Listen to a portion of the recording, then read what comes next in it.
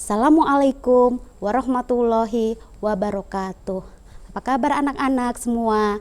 Kembali lagi di media edukasi Raudatul Jannah. Materi pembelajaran kita kali ini adalah pengaruh letak geografis Indonesia, tema 1, subtema 3, kelas 5, sekolah dasar.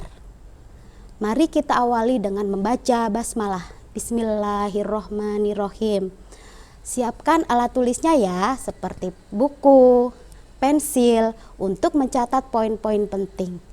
Yuk kita simak video berikut. Pengaruh letak geografis Indonesia sebagai negara maritim. Terdapat pada tema 1, subtema 3. Adapun tujuan pembelajarannya adalah siswa dapat mengidentifikasi pengaruh kondisi geografis bangsa Indonesia sebagai negara maritim terhadap kondisi ekonomi, sosial, budaya, dan transportasi. Pernahkah kalian ke Pelabuhan Merak yang ada di kota Cilegon, Banten?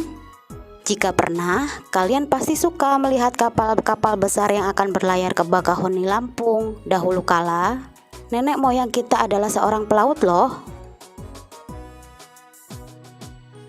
Transportasi paling sering digunakan untuk menyeberangi pulau adalah kapal laut, karena Indonesia sebagian besar wilayahnya adalah lautan yang disebut negara maritim. Negara maritim adalah negara yang memiliki perairan yang luas.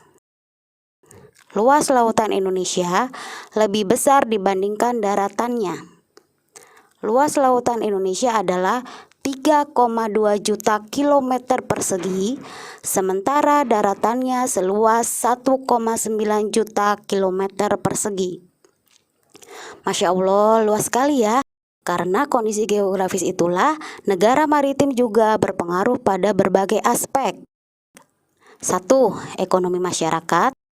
2. Sosial masyarakat. 3. Budaya masyarakat. Dan 4. Transportasi masyarakat. Apa ya pengaruh kondisi geografis Indonesia sebagai negara maritim terhadap kehidupan ekonomi masyarakat? Luas perairan di Indonesia berpengaruh pada mata pencaharian warga, khususnya yang berada di pesisir pantai karena memiliki sumber daya alam yang melimpah. Mata pencaharian masyarakat di sekitar perairan ada nelayan, petani garam, petani kelapa, pembudidayaan mutiara, pedagang souvenir, dan pemandu wisata. Perhatikan peta berikut ya. Indonesia menjadi jalur penting perdagangan dunia. Mau tidak mau, negara di Indonesia belahan bumi dengan warga yang memiliki latar belakang berbeda akan melewati dan singgah ke Indonesia, sehingga berpengaruh juga terhadap kehidupan sosial masyarakat. Ada dampak positif dan negatifnya loh. Dampak positif akibat pengaruh kondisi geografis Indonesia terhadap kondisi sosial masyarakat, memudahkan komunikasi dan interaksi antar masyarakat. Pengaruh budaya yang baik dari dalam atau luar daerah sehingga memperkaya keragaman budaya, tukaran ilmu, pengetahuan, dan teknologi. Dampak negatif, hilangnya budaya asli karena masuknya budaya luar. Munculnya budaya-budaya baru yang belum tentu sesuai dengan budaya setempat. Selanjutnya, pengaruh kondisi geografis Indonesia sebagai negara maritim terhadap kehidupan budaya masyarakat. Indonesia terdiri dari 13.000 pulau tersebar dari Sabang sampai Merauke.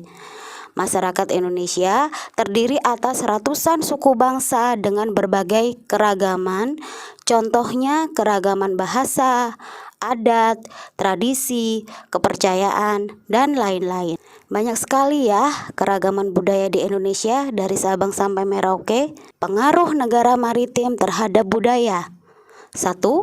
Mudahnya terpengaruh budaya asing sehingga budaya asli mulai luntur.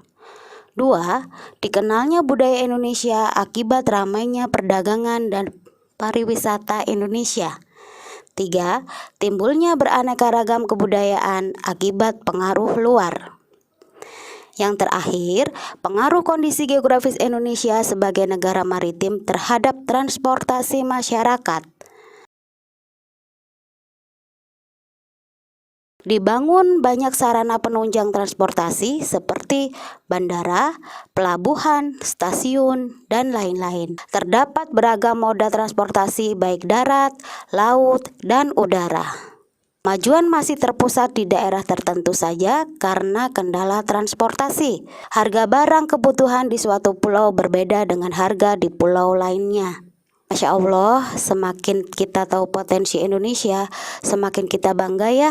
Semoga keragaman ini tidak menjadikan kita bercerai-berai, namun semakin membuat kita bersatu karena satu dengan lainnya saling melengkapi. Seperti firman Allah Subhanahu wa taala yang terdapat pada Quran surat Al-Hujurat ayat 13 yang artinya, "Wahai manusia, sesungguhnya aku menciptakan kamu dari seorang laki-laki dan seorang perempuan dan menjadikan kamu berbangsa-bangsa dan bersuku-suku supaya kamu saling kenal mengenal. Sesungguhnya Allah Maha mengetahui lagi Maha mengenal." Demikian pembelajaran kita hari ini. Semoga apa yang Ibu sampaikan dapat kalian pahami. Mari sama-sama kita ucapkan hamdalah. Alhamdulillahirobbil alamin. Sampai jumpa di video pembelajaran berikutnya. Terima kasih. Wassalamualaikum warahmatullahi wabarakatuh.